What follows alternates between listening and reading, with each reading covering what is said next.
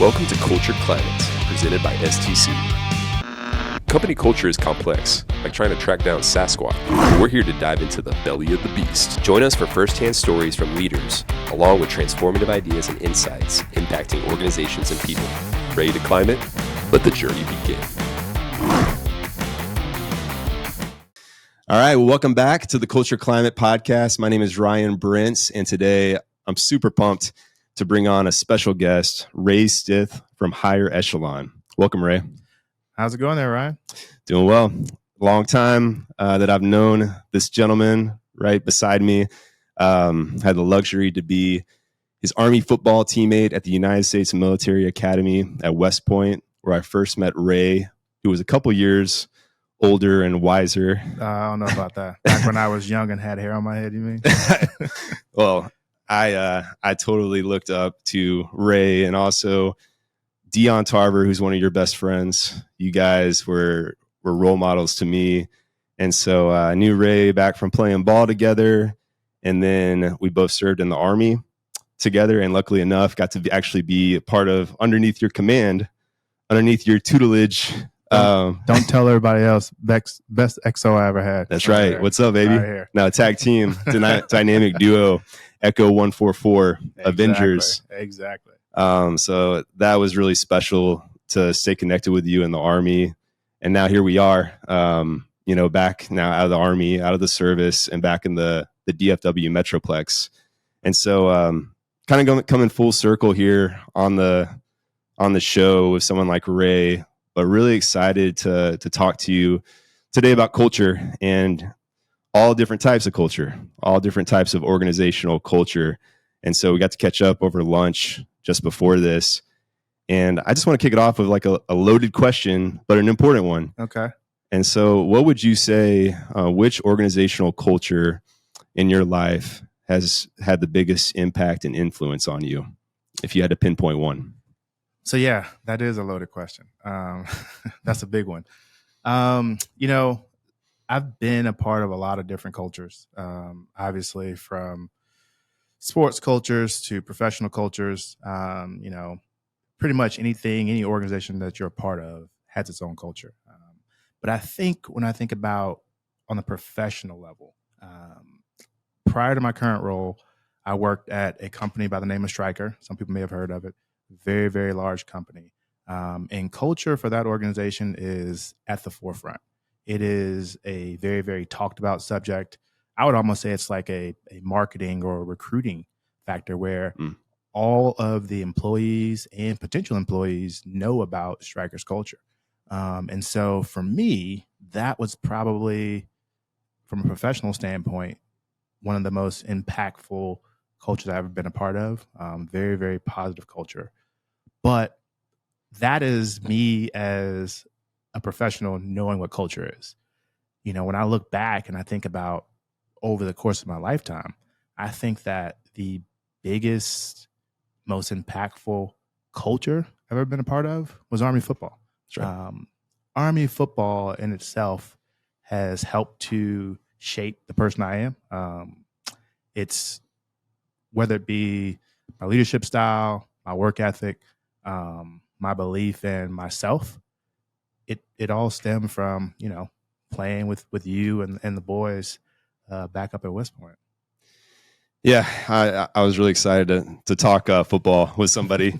It's taken 11 episodes, but here we are, finally getting to talk the X's and O's of football. But man, I couldn't agree more. Like, obviously, the fields of friendly strife, which we know is true from Army, and just the amount of tenacity and grit. I mean, you're already in a difficult environment at West Point, but then getting between the sidelines and with brothers, like just that shared struggle that really shapes you over time.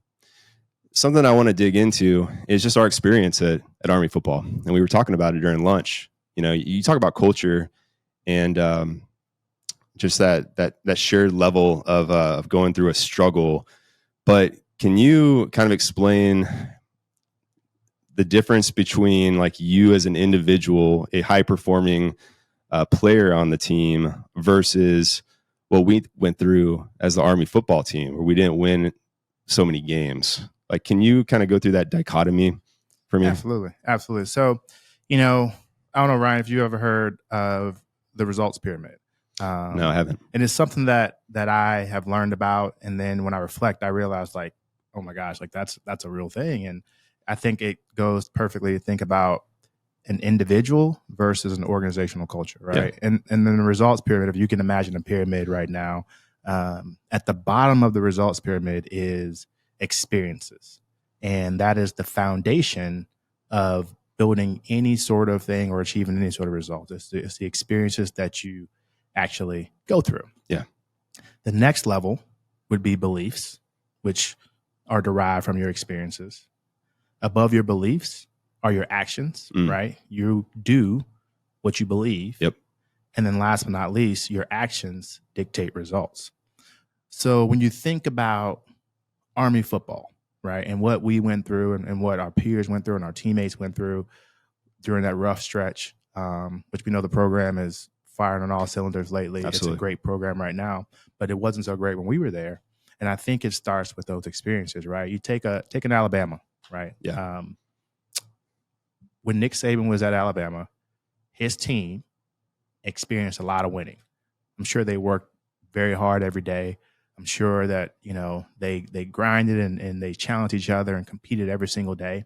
And because of that, they experienced winning. And so when you win at practice, when you win in drills, when you compete and you win, your belief is, I can win. Yeah. I can compete. I can go out here and do what coach needs me to do. And so when you get to that second level, and now you believe that you're a winner, it drives your actions. Now I'm going to act the way I believe, which is I believe I'm a winner. So when I get on the football field on Saturday, I'm going to act like a winner. Yeah. I'm going to make big plays. When the moment gets big, it's not too big for me because I'm a winner. I've done this before and I know I can do it again because I believe that. Yeah. And then what are the results? National championships, right? Yeah. When you think about us, that first level, the experiences, what were we experiencing on a weekly basis? We were working hard, right? Yeah. But I think if you look down at the core of the team, not individuals, right?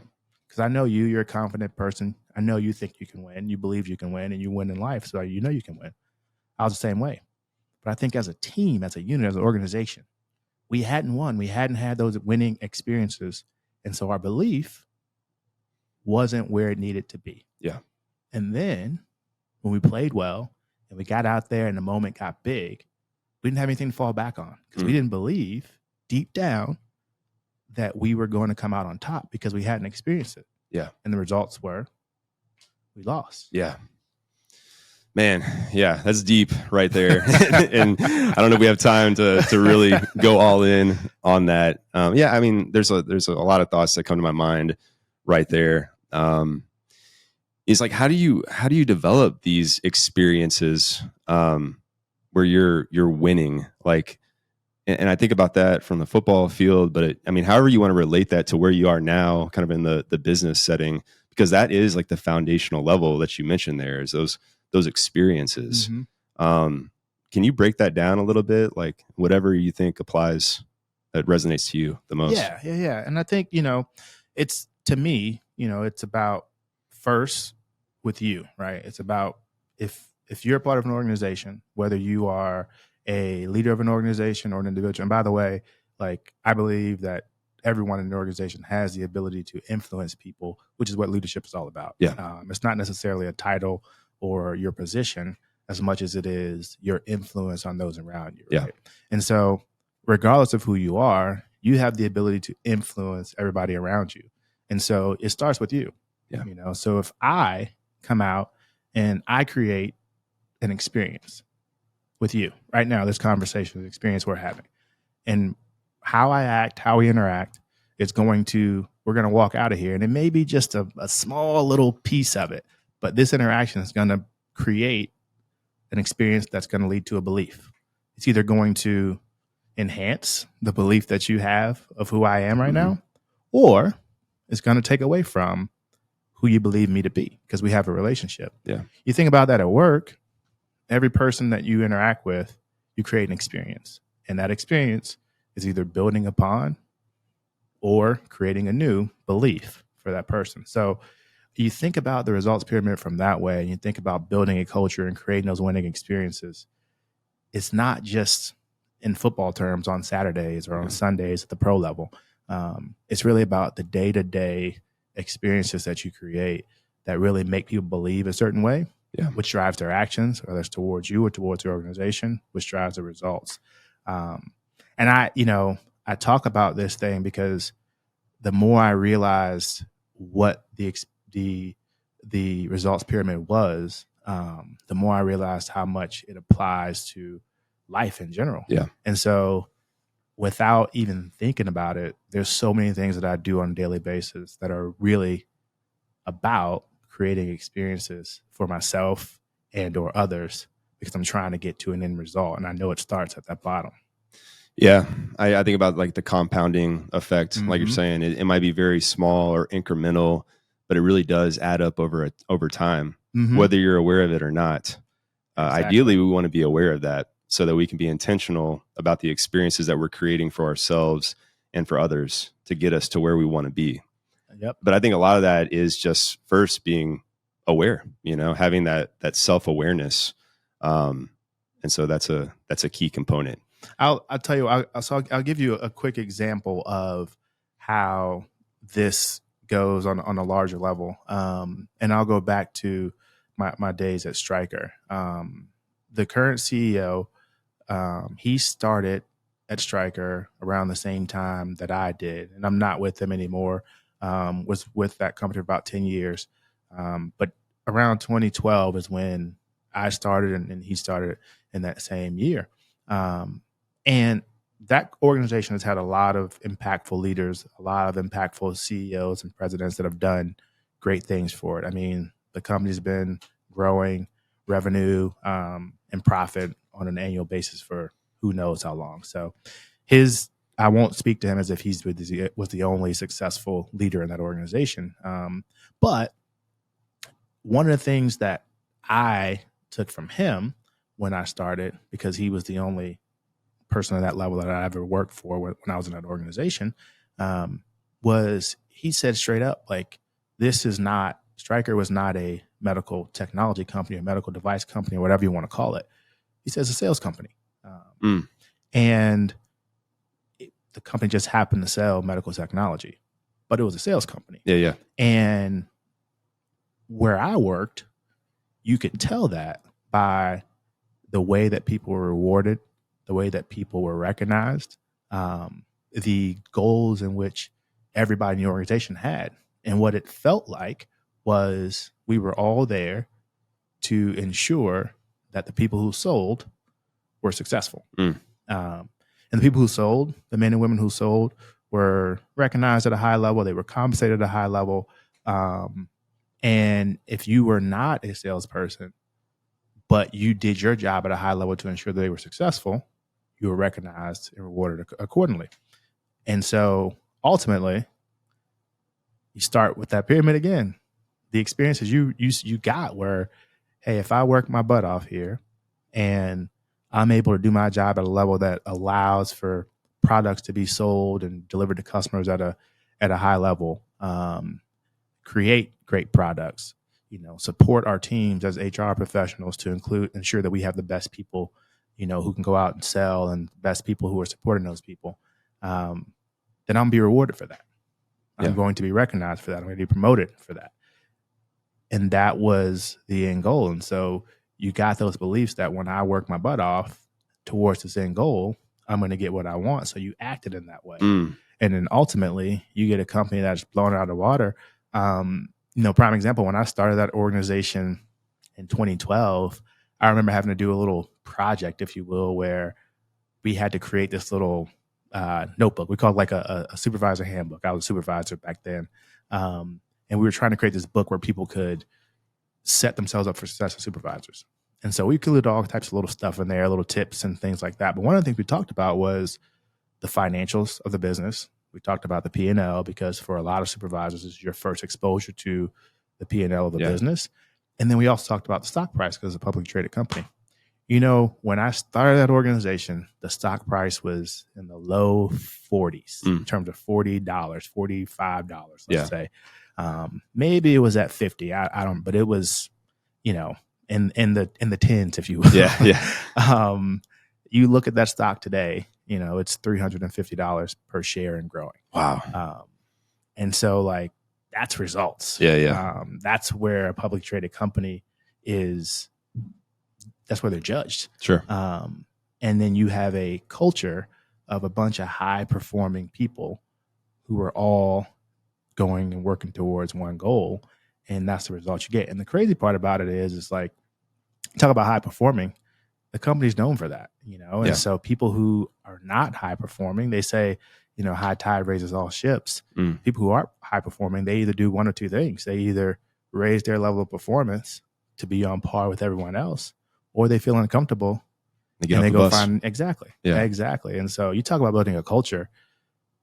I mean, some companies, I'm sure it's not perfect, but some companies kind of figure out the secret sauce there. Yeah, no, I mean, that's a great example. I loved you sharing that because clearly the results speak for themselves financially and specifically in business. I mean, really, that's one of the main indicators that showcases success. Obviously, not the only one. There's a lot of different factors. As you were talking, I was thinking about like, how do organizations, like, what do they define winning, right? And like, okay, what are the leaders really gonna hone in on to get the experiences and the beliefs and the actions? So, I mean, I see, even though this might be like top down, or people talk about the difference between like top down or bottom up, but just kind of going back to the main idea here, like, what does winning mean to you or to the organization? Like that's a concept that I'm really fascinated by. And I think that is kind of what sets the tone for the culture, is like, what is winning? Exactly.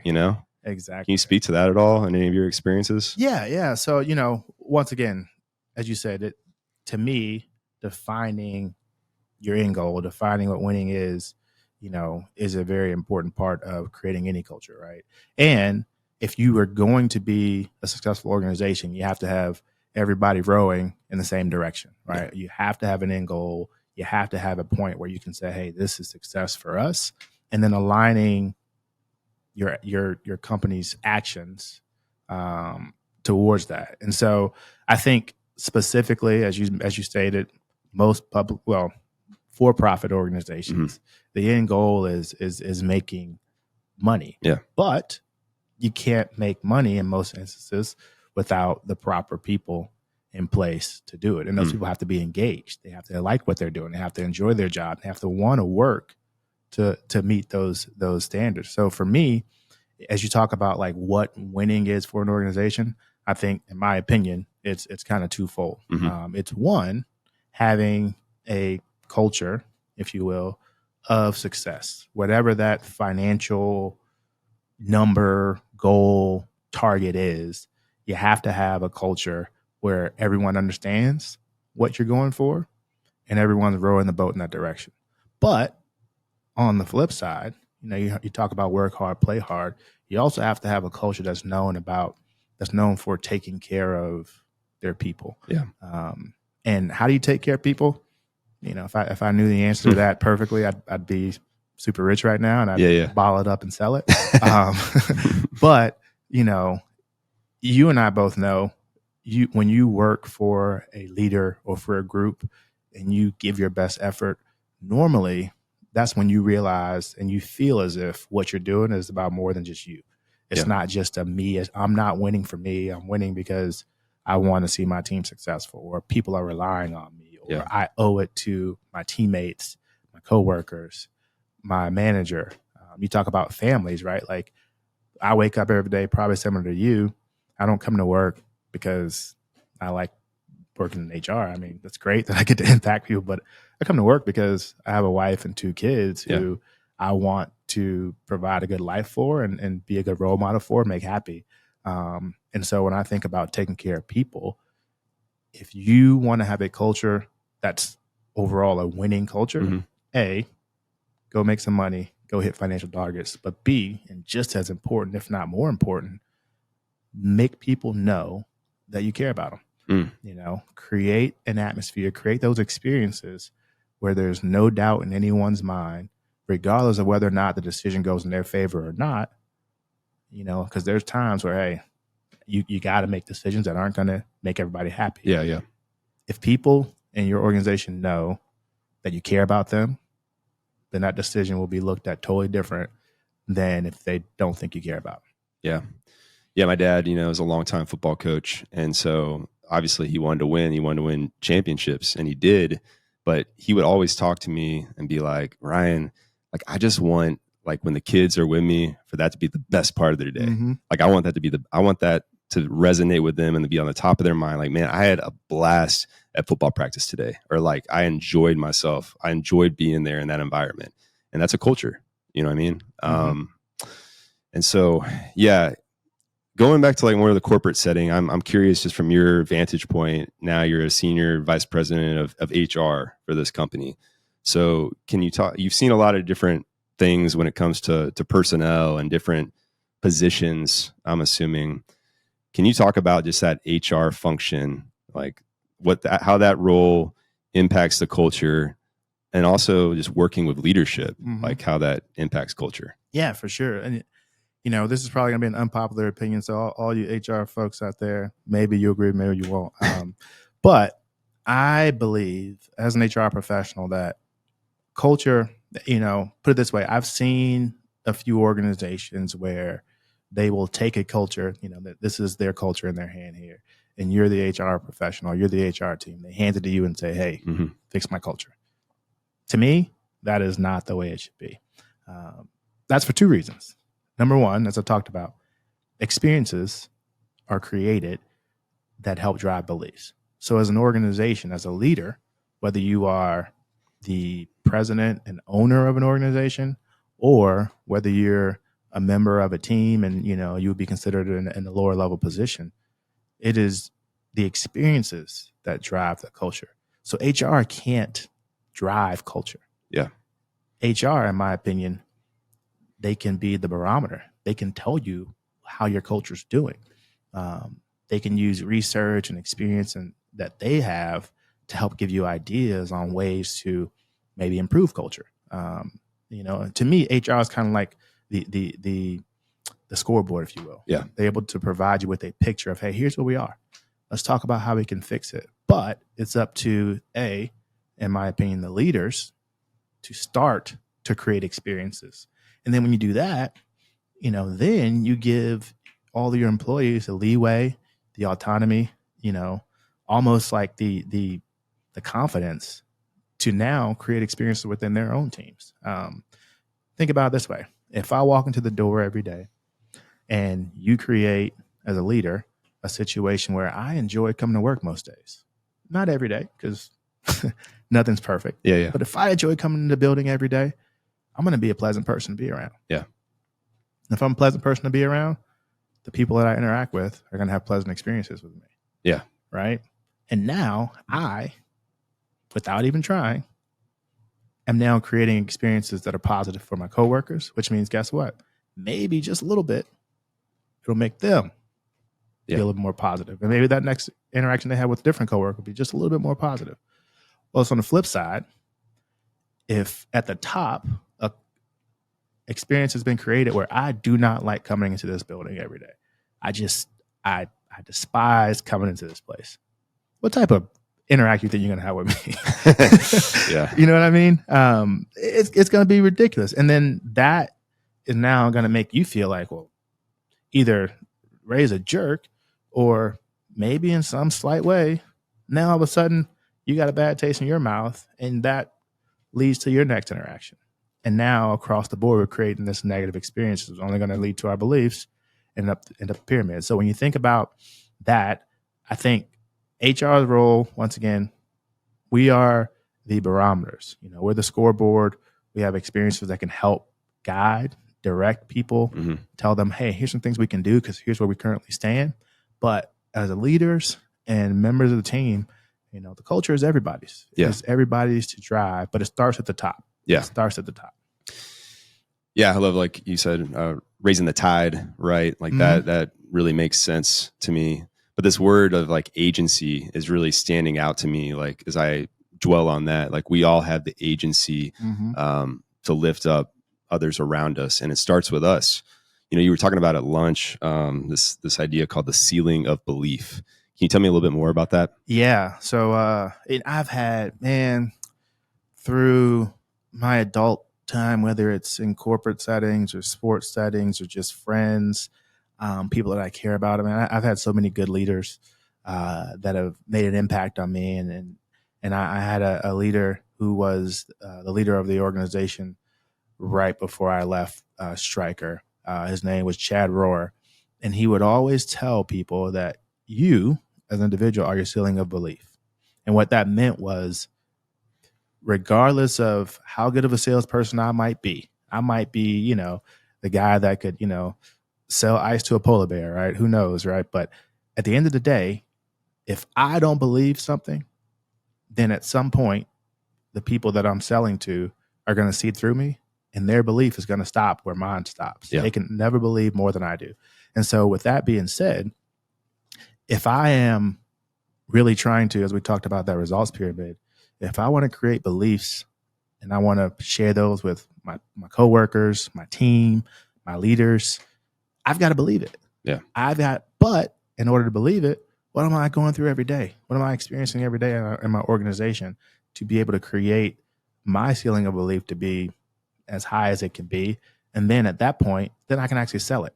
Yeah. I can actually tell people. I can be, a voice of positivity for those around me, and maybe lift them up to where my ceiling is. Yeah. And if I'm a very high believer in a great culture, I'm a high believer in all the things that our organization can accomplish, and I'm telling people that on a daily basis, all that should do is get a few people to increase their belief. Exactly. Yeah. Yeah. I appreciate what you were talking about, like with larger organizations actually having a full-fledged HR department, how, you're like a barometer. But for smaller organizations like STC or some of our clients, they might not necessarily have an HR function. So it really is on us to like create that, that ceiling of belief, whether you're a formal or informal leader. Like we all are part of this. And that's the same at larger organizations too. But I just love this idea of the ceiling of belief. And ultimately, as you drill down here, you go from like the organizational level more down to like the individual level. Yeah. Like at the end of the day, we're two people talking, right? Ray and Ryan, and we each have our own ceilings of belief. And I'm curious for you because I've seen you, just knowing you over time and kind of seeing where you are now. Like, tell us a little bit about the experiences that Ray Stith is creating for himself so that he can get those results, that you're shooting for. So I don't want to sound cocky here or obnoxious to anyone, but like I truly believe that I can accomplish anything.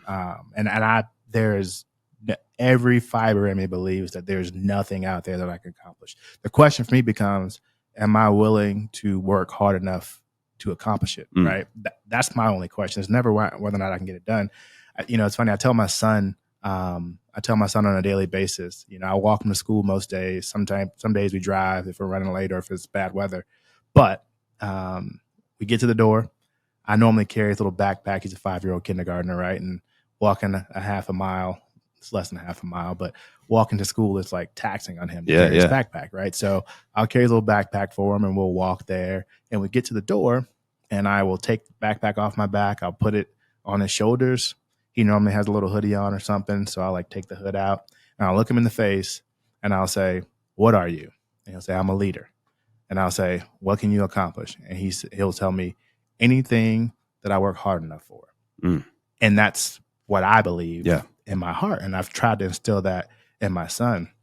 And so when, we go back to, the question you were asked about like where my beliefs are and how this came, I have created experiences over time, unintentionally at first and now intentionally, to where I get to see myself, I get proof of concept. Yeah. little by little, it's like, well, I want to do that. I can do it. I did it. So let's try the next thing. Yeah. You know what? I did that. Let's try the next thing, to the point where now, once again, I don't want to sound cocky, but I truly feel like if I'm willing to go through the pain and struggle and sacrifice that it takes to accomplish something, there's nothing in the world that I can't accomplish. And when you think about what I do these days, my goal is to try to do something like that and just continue to push the envelope. I went down this rabbit hole one time of like, oh man, going deep here. So you're good. No worries. No, man, I went down this rabbit hole one time, man, of like trying to understand why I was here. Like what is my purpose? Because I was like throwing things against the wall, trying to see what stuck, right? Just all types of stuff. Yeah. And right or wrong, what I walked away with was the answer to that question is, well, basically I was asking myself the wrong question. Because to me, the answer was, I am here to positively impact as many people as I can. That is why I'm here. So the right question isn't, why am I here? The right question is, how do I positively impact as many people as I possibly can? Now, that's a hard question. Yeah. Which is why I throw stuff off the wall and see what sticks, because you just throw things up there. But if you look at like all the people that we look up to, all the people that have been successful, that we consider successful men and women around the world, think about the impact they've had on us. Yeah. They've fulfilled their missions of impacting a lot of people positively, and that's why we admire them. That's why we hold them to this high pedestal, not because they're, great in any ways particular, because they all have their flaws, but it's the impact that they made on us and on our society that puts them in that regard. Yeah. Whether it's financial impact, whether they created something, whether they were humanitarians, it's their impact. And so when I think about some of the things that I do, and I know you didn't ask me this, so I'm gonna tell you anyway. Go bring it.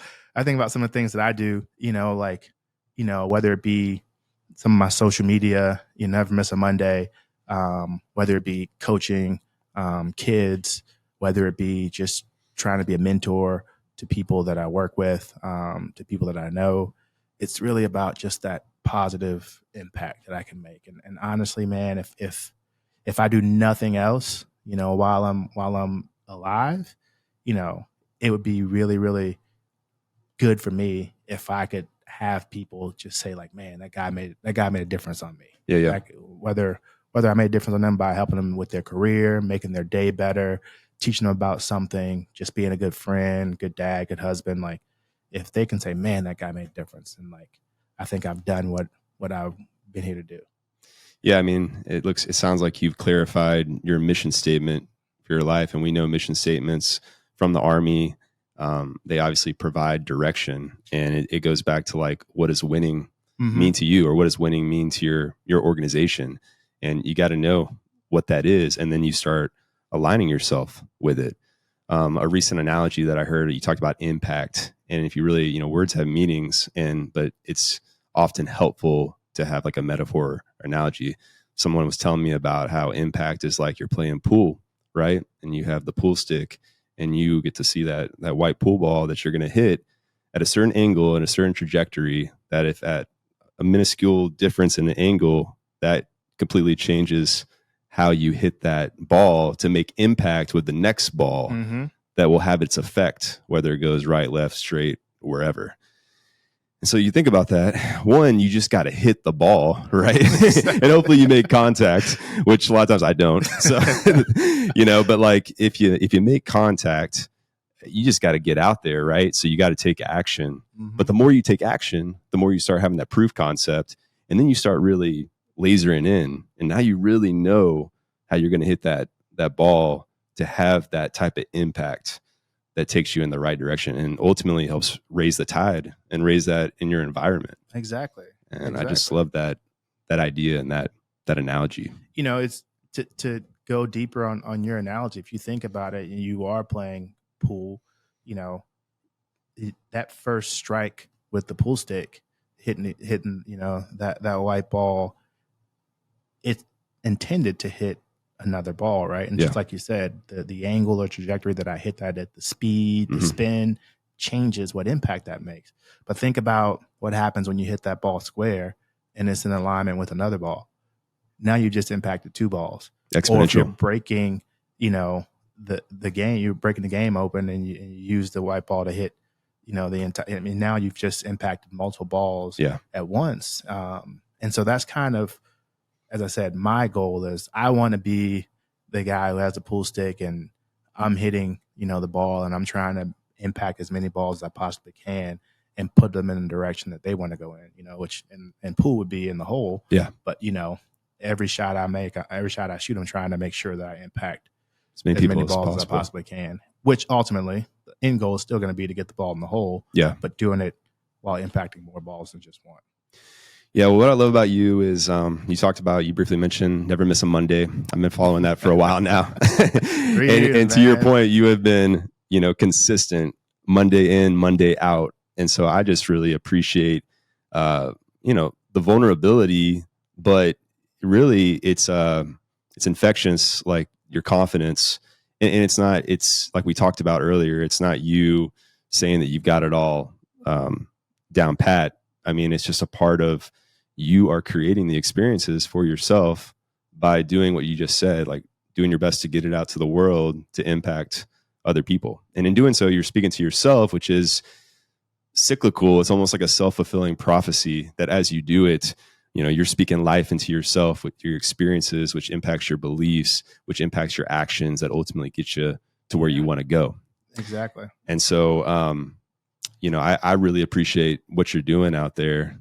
And I mean, I guess, could you talk any more about just the impact of Never Miss a Monday, kind of some learnings or takeaways from that? Yeah. I want to first say that, Never Miss a Monday was, it was an idea of mine, but it was I was nudged in that direction by a former coworker of mine by the name of Josh Hauser. And, I used to always be out there trying to impact people at work. I just wanted to be a positive individual in the building. I remember at one point in time, I had gotten the nickname in the plant, that I worked in. I had people starting to call me the mayor of the plant because I was walking around and shaking hands and kissing babies. Right? And that was just me being me. I just wanted to be a positive guy. Yeah. And my former coworker, Josh, he kind of saw that and, he started talking to me. And I think he gave me kind of the thought of hey man, I don't think that you fully internalize the impact that you're making on people. People like, your positivity, your happiness.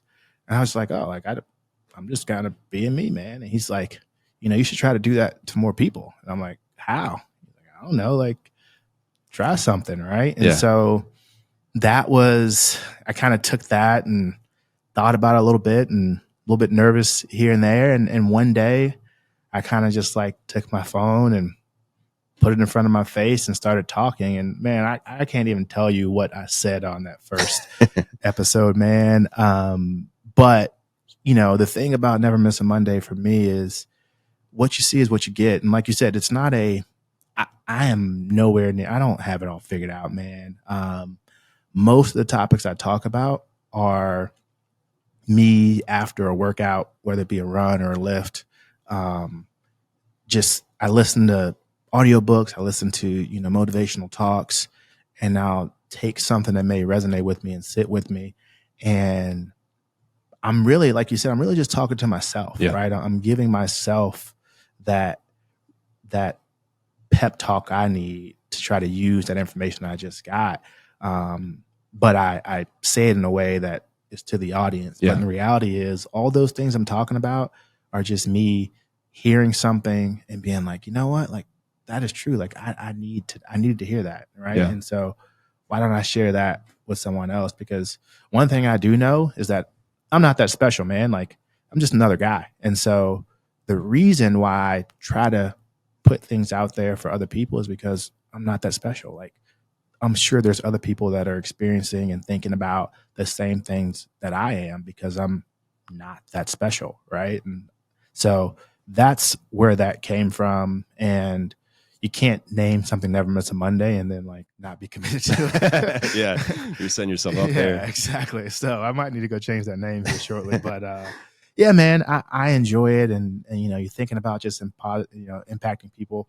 Man, it feels so good when like every now and then you get somebody that's kind of like, man, like, you know, I listen to You Never Miss a Monday, and you know, I really like that message, or you know, they expect to hear it every Monday, and it's kind of fulfilling, you know, my intent of like, man, I need to keep doing this.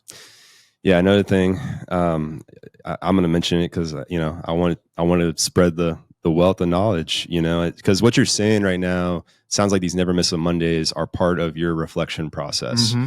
And so you got a book entitled "Self Reflect to Self Correct," and so obviously from the name you can kind of get where I'm going. But can you talk about the importance of self reflection and self awareness and how that's been part of your journey? Oh man, it's everything. It is everything, and you know, I feel like one of the most beneficial traits a person can have is self-awareness. And a lot of people don't have that. And, you know, I don't mean self-awareness as in you have to necessarily have negative self-talk, you know, because sometimes self-awareness can go down the part where you're being negative towards yourself because you realize all your flaws. I don't mean that. I mean just the ability to the foresight and really the courage, if you will, to look yourself in the mirror and say, you know what, like there are things that I don't do well, and there are areas where I can improve. But on the flip side, I bring a lot of good stuff to the table too. Yeah. And there are areas and people and places where I'm very impactful in a positive way. And so when I started writing this book, there was a period in my life where my son, who's 5 now, will be 6 this year. He was an infant. I don't want to say like a newborn. He was super young, and you don't get a whole lot of sleep when they're that age. And so the only time I could generally get a workout in during that time was early in the morning. And so I used to wake up at like 4:15 in the morning. I would run in the dark to the gym, use my little key fob in our little community gym. I'd, you know, get a little 25-minute workout in, and then, you know, about a mile, little less than a mile to the gym. And then I'd run back home and I'd shower real quick. And then like I would have like normally like 30 minutes where everybody in my house was still asleep. Yep. And I could just like sit down and chill. And so gave myself a goal. I said, hey, just read anything for 15 minutes, like commit to it. Yeah. And then just write for 15 minutes. Like, just once again, give yourself that time to reflect, you know, just be with you. And man, there were days where I would literally just be sitting there, and I started off just writing by hand. Eventually I moved to typing, but I started off writing in a little notebook by hand. And there were days where I just write there and be like, I am writing and don't know what to write. Like, yeah. I don't know why I'm doing this sort of thing. But it was that discipline to keep doing it and reflecting and using that time wisely. I actually started to write things that were self-reflective, like, you know, talk about the things I was grateful for, you know, and that grew into, you know, the areas where I wish that I had more gratitude. And that grew into me thinking about my past and where I could have maybe done things better. And that led to lessons learned. And before you knew it, I had a path for writing a book. And if you read my book, that's really what it's about. It's really my lessons learned throughout my life. And now looking back on them, like how I've used those lessons and how they look now as an adult, as a husband and a father. So it just started with just that small 15-minute commitment of just trying to write. I mean, that was the experience that you were creating, though. You know what I mean? You know, even if you were just writing a bunch of chicken scratch over time, you know, it started to compound and get to a point where it started having real meaning, and that meaning started to be consolidated into a manuscript, you know, that could be spread to other people. I love that idea. And as I was talking to you earlier, I mean, like, I feel like that's almost like a new area of emphasis in my life, is just self-reflection and self-awareness. And as important it is to reflect and think about where you've been and how that's impacted you, we got to look forward. And I think we all need to look forward to have hope and have faith in the road ahead. So for you, Ray, as you're moving forward, like what are some things that you're focused on the road ahead? Like what, as you've continued to build this, these experiences, what are you looking forward to the road ahead? Yeah. Man, there's so many things. Yeah. So many things I want to do. But for me, the intent is still the same, right? Yeah. It's about impact, and it's about creating experiences for other people. And so some of the things I'm working on right now is what better way to impact a lot of people than to be a speaker, right? Than to be able to get in front of an audience, whether it's 5 people, yeah, or 5,000 people, and to talk to them about something positive that they can take away. And so, in that same vein, with me really believing that I can accomplish anything that I want to accomplish, one of the things that I have kind of honed in on in my life and what I use on a daily basis, because I know how impactful it can be, is like setting goals. Like, it's crazy to me how all of us in some way, shape, or form have goals. And we do the first few steps of goal setting, but then most of us don't accomplish things we set out to accomplish, and we don't know why.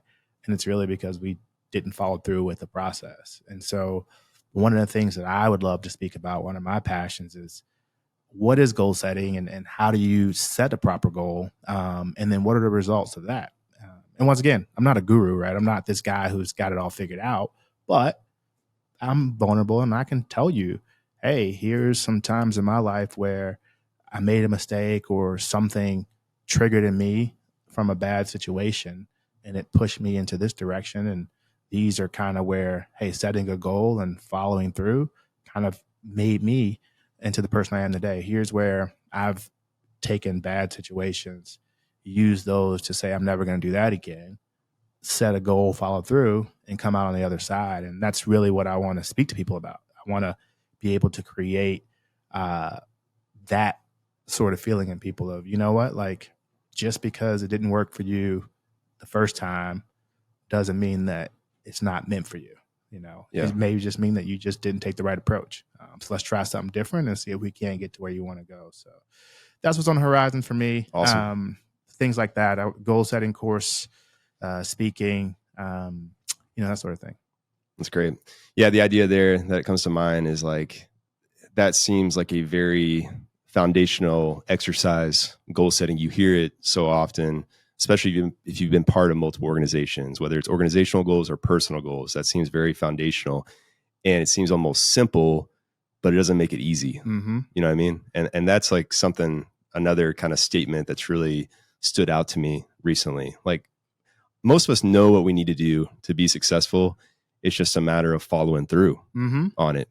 So to that point, we need as many people like yourself that can spread the good news or these ideas that are, truthful and can be executed to lead us to where we want to go. But sometimes it might just take a different type of angle or trajectory that Ray Stith can provide, or that Ryan Brentz can provide, or that anyone can provide, that can help someone else to have the impact to lead them to where they want to go. Exactly. And I mean, I think you laid that out so perfectly, right? I mean, you're married, right? And yeah. I love my wife to death, but there are times where you and I both know, and I'm guilty of it myself, so I'm not putting the blame on either spouse, but sometimes you can say something to your spouse, or your spouse can say something to you, and just, nope, not doing it. I don't think that what you're saying is right. Or, I don't quite know if I agree with that. And then someone else can communicate the same general concept in a different way. Yep. And then it clicks, and your spouse or you might be looking at the other one like, seriously? Like, I just told you that. Yeah. But to your point, it's a different angle, and a different way of communicating. and ultimately you get to the same spot. And that's kind of what I think about when it comes to setting goals. It's like your target isn't necessarily wrong, but your approach is what you need to, possibly change. I remember, reading, because I listen to a bunch of audiobooks, and I listen to a bunch of content that's generally motivational in nature. And I've heard many, many times, the concept about like, if you come up short on a goal, don't change the goal, change the tactic, right? Because quitting is really the only way you can not accomplish what you're looking for, because at the end of the day, if we want to be technical about it, as long as you're trying, you haven't failed yet. Yep, exactly. Stay in the game. Exactly. The minute you fail is the minute that you give up. Yeah. And sometimes success really isn't about hitting your target. It's just about staying in the game longer than everybody else. Yeah. Sometimes that's really what it takes. So that's kind of how I look at things, man. And I think you're absolutely right. It is just sometimes just that different approach, that different piece of communication, maybe that missing piece of the puzzle that connects the dots for people. Yeah. We need to continue to propagate these important messages, as simple as they seem or as inundated as the messaging may seem. It's the unique perspective and approach from Ray Stith and your story and your background and your reflections that can have an impact. And the same with myself and anyone else and any organization. So this applies both organizationally or individually. But, I'm just so excited for what's ahead for you. And I want to tell you personally that you've made an impact in my life, like a personal impact. I appreciate that, man. Like, and I mean that deeply from the most sincere part of my heart. I remember watching you as an Army football player and looking up to you. Then I got to serve underneath you, underneath your command. And then now from afar, but still having an impact where you are organizationally. And I know what means the most to you, your family. You've impacted me. And so I'm excited to see you spread your message to as many people as possible. And that's what we want to do here. So thank you for spending the time here on the Culture Climate podcast. And let's go out and continue to play some ball and play some pool, you know what I mean? To have that impact on those around us. But man, appreciate you, brother. Thank you, Ray, for coming on. And with that, best of luck and God bless. Thanks, brother. I appreciate it.